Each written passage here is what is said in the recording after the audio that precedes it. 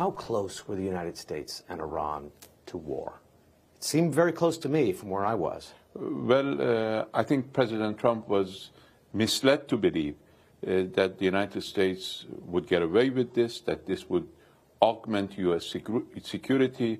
It worked the other way around. It was the beginning of the end of the U.S. in the region, and we were very close to a war because the United States initiated an act of aggression against Iran in a very, excuse the language, cowardly way. They couldn't confront Soleimani in the battlefield, so they hit him during the dark of night through a drone attack on a car carrying him on a peace mission, which is beneath any dignified way of dealing with this. And it came very close to war. Iran responded in a proportionate way against the base from which the operations against Soleimani were carried out. There's been some debate about this, even among U.S. officials. Was Iran trying to kill American troops? And does Iran realize, had you killed American troops on that base, that we could easily be in a high-intensity conflict right now? No, we wanted to show to the United States that they cannot bully Iran, that actions against Iran will have repercussions. But the intention was not to kill anybody. The intention was to send a message, a very clear message to the United States, that if they kill Iranians, we will hit back. Is it over? U.S. officials, military intelligence, the military component, the risk of war. Is that over? Iranian military response has been carried out and has been concluded. But what the United States did was to hurt the emotions and feelings of millions of people who came to the streets of not only various cities in Iran, but cities in Iraq, elsewhere in the region, even as far as India or Latin America. So what's not over? The reaction of the people. And I think the first reaction of the people reflected itself in the decision of the Parliament of Iraq to ask the government to kick the United States out of Iraq. I believe the end of the United States in the region has already begun. Do you anticipate that one of Iran's allies, Hezbollah, militia groups inside Iraq, Shia militia groups, are going to carry out some sort of attack? You see, we don't... Because Iran could pay a price if they do. You see, we don't a very heavy price. We don't have proxies. We don't have allies. We have people. Those who came to the streets of Iraq were not our allies or our proxies. Those were Iraqi people. We don't control them. They are sympathetic to us. We have been with them when they needed us. But there are also groups that have heavy weapons. Groups like those host, I could list of militia groups in Iraq and those Hezbollah. Groups are parts of Iraqi army. Hezbollah is a part of Lebanese system. Hezbollah is a part of Lebanese government. We certainly have good relations with a lot of people in the region. But does Iran realize if one of these militia groups carries out an attack and Americans are killed, we could right again be back on that war footing? That's a mistake that the United States would make, and a mistake that would have a very heavy price for everybody, including the United States. That's not a mistake that we want the United States to make. No, I'm saying the militia groups in Iraq, for example, are firing on bases almost every day, firing at the U.S. Embassy. Yes, we have They kill some people. We're in a bad situation. We have made it very clear that we do not control these people. I told you, millions of people came to mourn Soleimani's death. We cannot control, no government can control millions of people outside its borders. Former Zarif, I've met you quite a few times. With all due respect, what happened with that plane? Why lie about shooting it down? It seems like it's the most obvious thing to prove. You can see missiles coming up from the ground, see a plane blowing up in midair.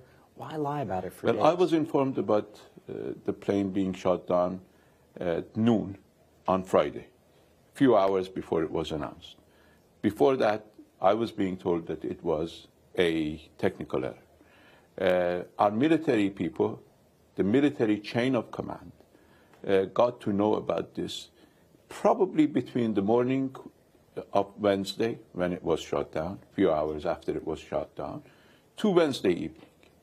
And then there were speculations about whether it was shot down, how it was shot down, what went wrong, why it was shot down. And they had to do an investigation. That investigation is continuing. We still don't have all the answers. Was the military lying to you? Well, the military was conducting its own investigation. They didn't inform me. And I'm sorry that they didn't. But the fact is they were conducting their own investigation to reach a conclusion that it was actually their missile which brought down that plane. But it only came after the U.S. intelligence, after Canadian intelligence, after there was loads and loads of video showing what had happened. Only then did the Iranian authorities come out and say yes. Well, you see, in fact, this was a disastrous of real great magnitude. We lost some of our best minds. You think having the courage to come out and say we did it, is that easy? Do you think it's easy? Do you think it's easy for a military that has sacrificed their lives to defend these people to come out and say that we actually shot down a plane with so many of the loved ones of our own people? Iran is still holding the black boxes. There have been many requests to hand them over, to give them to the Canadians. Why is Iran still holding them? We have the right under the Annex 13 to the Chicago Convention to do and to lead the investigation. But look at it this way. Iran has already admitted that it shot down the plane. Everything else we need to learn. We need to learn why we saw the plane as a missile. We need to learn why our operator committed such a grave mistake. These are stuff that we need to learn. So we both have a right. Did he think that it was an attacking American aircraft? Did he think it was a missile coming in? He believed it was a missile. That's what he said. He thought it was a missile coming in. That's what he said. Taking off from the Tehran International Airport. And that going up. Yeah. All our radars show that it was going up on their regular route. He believes, he says, he was operating not a part of the system of our air defense for Tehran, but as an ad hoc air defense.